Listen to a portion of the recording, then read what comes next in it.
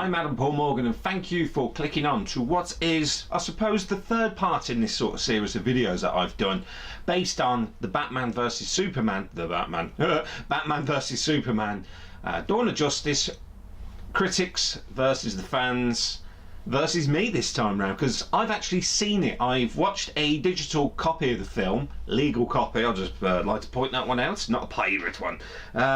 Yeah, I've watched the film, and I've got to be honest, I really enjoyed it. I thought it was so much fun, so much entertaining. I'm not sure what the hate towards it as well. Now, particularly from the critics, but I have spoken to some people, everyday person on the street, and they didn't like it for one reason or another. Example, but a lot of people who are into the comic books, who do like superhero movie films, who do enjoy Batman, necessarily did like this one. I thought it was much better and much more enjoyable than Man of Steel. I genuinely thought that. I thought it was really good. I thought the casting of Batman, now this was a big topic when it was first announced that Ben Affleck was going to play Batman. Everyone said he would be a bad choice, including myself. I'll put my hand up, only because I've looked at a lot of the work that he'd done prior to that.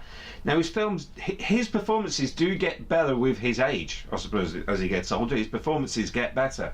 Have you seen Gone Girl? Very good performance in that. And Argo, which he directed as well, and it won Best Picture at this, that and the other, etc. That was a very, very worth film. If you've not watched Argo, I would recommend that one. But yeah, the entire Ben Affleck, or the Batfleck, he nailed it for this. How to describe this version of Batman without giving too much away, this, if you haven't already seen it, this Batman just he's too old now to really care about certain things, so he's kicking ass and he's sending them far, far away. 6 feet down. But yeah, Ben Affleck, really enjoyed that. Really enjoyed Ben Affleck as Bruce Wayne and Batman, particularly as Bruce Wayne as well. I thought he was very good. I know there's an alter ego thing going on, but as the two, he was very good at that, and I very much did enjoy him playing Bruce Wayne and Batman. Jeremy Irons as Alfred. Now, I thought that was very good, particularly the take on Alfred as a, oh God, why do I do this? Oh, I'll do it. What the hell? Sort of hard drinking whiskey rather than, oh hello, how are you? Not to mention the Michael Caine version as well. Do not forget that Batman was going to take on Bane. Do not forget that. That was also another interpretation of Alfred. That I thought this one was very, very good.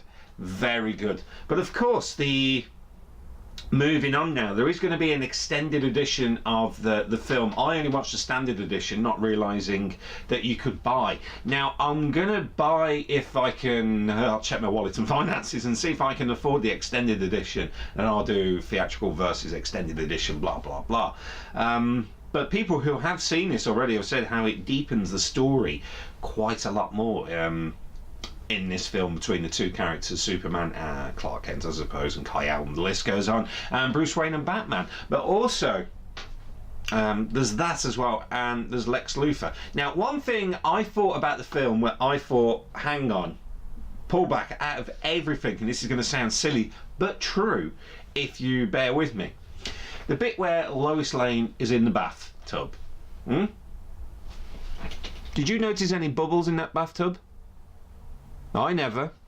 Even when Superman and Super thingy. But no, that was one thing at the entire film that I was like, wait a minute, never mind Doomsday and everything like that going on. It was just, wait a minute, there's no bubbles in that bubble bath. It should be a bubble bath and there's no bubbles. That makes it just a tub of water. But there you go. But look at the DC universe and how it's very quickly expanding, particularly recently. We've had the Wonder Woman trailer. That looks awesome. We've had the Justice League trailer announcements at the latest Comic-Con, and I was like, I'll probably wait. And of course, the big one that most people have been waiting for more than Superman versus Batman or Batman versus Superman, is the Suicide Squad trailer, and the film is not that very far away. I don't think it's too far away, to be honest, particularly in the UK, and a lot of people are really looking forward to that, because there's a lot of characters in that film we have not seen on the big screen before, particularly Harley Quinn, Killer Croc, and loads of others as well that we haven't seen on the big screen. And of course, a new Joker is coming up as well, and we've never really had a super, not to my knowledge of recent years anyway, where it's just the bad guys. And I'm looking forward to that because I don't think we've had one just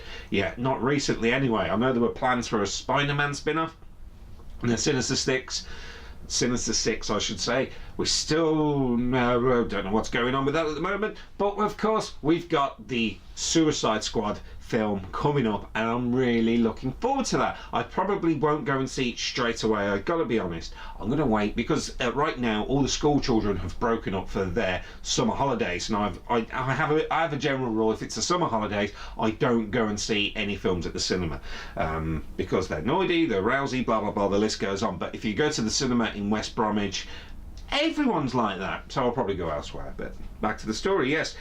Justice League, Suicide Squad, Wonder Woman, and an extended Batman vs Superman. DC Universe, really, it's much darker than Marvel. They're saying, oh, there is a hoo-ha, it's unbelievable. I've seen this in person about people kicking off which is better, DC or Marvel, but this has been going on for decades. This is the Coca-Cola, or the Pepsi, the Nintendo, or the Sega, even though that we know where that's gone on, the PlayStation versus Microsoft, your Gore-Tex versus your Event, breathable membranes, if you don't know. There's loads of different sort of things, and this battleground, as it were, is one of them.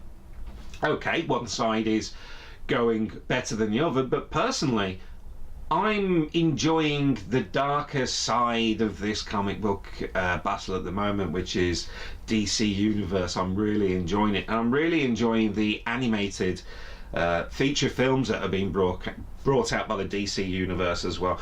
Back to Batman vs Superman, I did find a lot of it was really representing The Dark Knight Returns Part 2, if you've ever seen that, and I would recommend you watch Part 1 and Part 2. They are fantastic animated adult cartoons. They are brilliant as well, and there's another one coming up very soon. Some people have seen it yet, I haven't seen it, but I've all pre-ordered the Blu-ray, and I'm very much looking forward to that, and I'll probably do a review of that, of the Joker animated thing, reuniting Mark Hamill as the Joker, which I'm really looking forward to, and I'll do a review on that coming up as and when I actually get it, watch it, and do the video. But Batman vs Superman, the critics versus the fans versus Adam Paul Morgan.